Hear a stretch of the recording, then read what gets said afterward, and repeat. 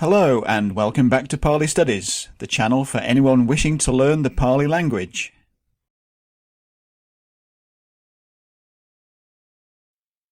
So far on Pali Studies, we've seen the nominative and accusative cases in detail. In a present indicative sentence, the nominative case marks the subject of the verb, whilst the accusative case indicates the object of the verb, the person or thing which has been acted upon.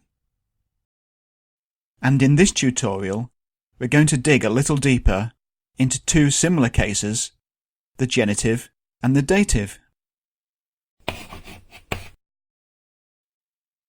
Let's dive straight in and look at the declensions.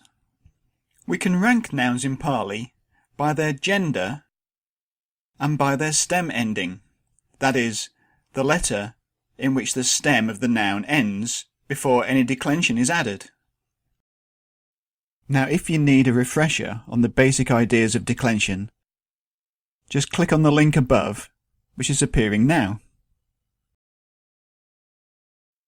So the first thing to notice about the genitive and dative noun case endings is that they're almost identical.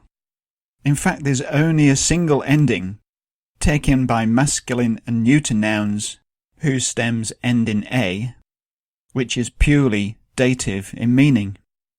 Each of the other endings can indicate either dative or genitive, which is good news as it means we don't have to remember that many case endings. So from this declension table we can see that singular masculine and neuter nouns generally end in the letters sa, whereas feminine nouns generally end ya.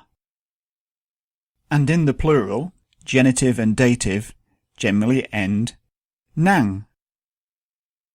Okay, so far so good.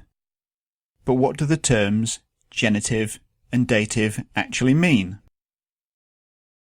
Well, the dative case is used to indicate the reason or the purpose for which something is done, and has a similar meaning as the English prepositions to and for, in the sense of in order to or for the sake of.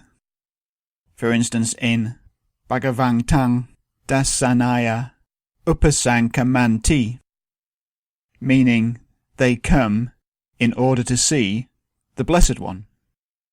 Or Gamang Pindaya Pavisati, which means he enters the village for the sake of alms.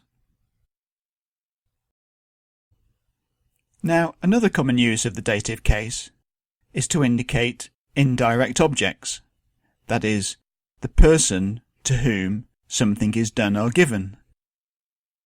Now, you may find that some grammar guides place this with the genitive case. And this is because, as we've already seen, the dative and the genitive are almost identical in form, and so morphologically they're very hard to separate. Many scholars follow the example of Latin, where the dative case is used to mark the indirect object. In fact, the word dative comes from Latin meaning to give. But other scholars take the ending eia as being the only true dative ending, and so place the function of marking indirect objects as being with the genitive case. From our point of view, just being able to read Pali, it's irrelevant really whether we call it dative or genitive, as long as we're able to recognise it when we see it. Okay, now for some examples. Bhikkhunang Pindang Dadati, he gives the monks alms. The dative case here indicating to whom the alms are given. We could equally render this in English, he gives alms to the monks. Now, the genitive case in Pali is most often used to indicate possession or ownership, and in English has a similar meaning to the preposition of. So if we wanted to say the teaching of the Buddha, we would place the noun Buddha in genitive case in order to indicate the owner of the teaching. Buddhassa sasanang. In fact, English has its own form of genitive case, and that is the apostrophe S. So this is the Buddha's teaching. Of course, with the genitive and the dative being so similar, this allows a lot of room for interpretation. For instance, Acharyasa Dipang Aharati can mean he brings the teacher's lamp if we take the genitive of possession. He brings the teacher a lamp if we take dative as an indirect object to indicate the person to whom the lamp is given. Or he brings a lamp for the teacher, which would be to take the dative of purpose, for whom something is done. And the only way to distinguish between these interpretations is really from the context of the passage. In fact, the genitive case in Pali is somewhat loose. Syntactically, it's similar to a noun attribute. This is where one noun specifies or gives more information about another noun. For instance, if we're talking about a house, we can specify it by saying the red house. And the genitive in Pali is very similar to this. Usually a genitive term is placed before the noun to which it relates.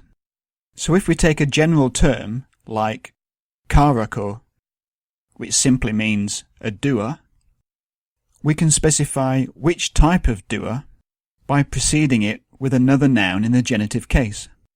For instance, kusalasa karako. Which type of doer? The doer of good action.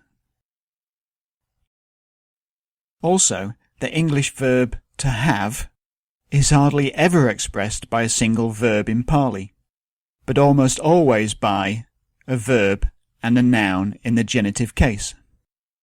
So for instance in Pali, Brahmanasa Ajya Honti literally means there are goats of the Brahmin, but in English we would render this the Brahmin has goats. You may also find that some grammar guides distinguish between what is called the agent or subjective genitive and the objective genitive. This is where the noun, which the genitive term specifies, is related to a verb, the most common case being that of the participle. If we take, for example, the boy's washing was vigorous, we can understand the phrase, the boy's washing, as being the boy who is the one doing the washing, in which case this would be called the agent genitive, the genitive term indicating the agent of the action. But we can also understand the phrase to mean the boy is the one who is being washed, in which case this would be called the object genitive, because the genitive term indicates the object of the action. Now, although these terms exist in Pali, it's usually fairly obvious which interpretation to take. I just mention it here for information. Well, that about wraps up the dative and the genitive. If you found this Pali language tutorial useful and want to be kept up to date, then why not subscribe, and don't forget to hit the bell icon. You know, if you don't click the bell icon, then YouTube will choose if you get the updates or not. There's also lots more information on my website, and a link for that is down in the description. And now here are some more tutorials in which you might be interested. Thank you.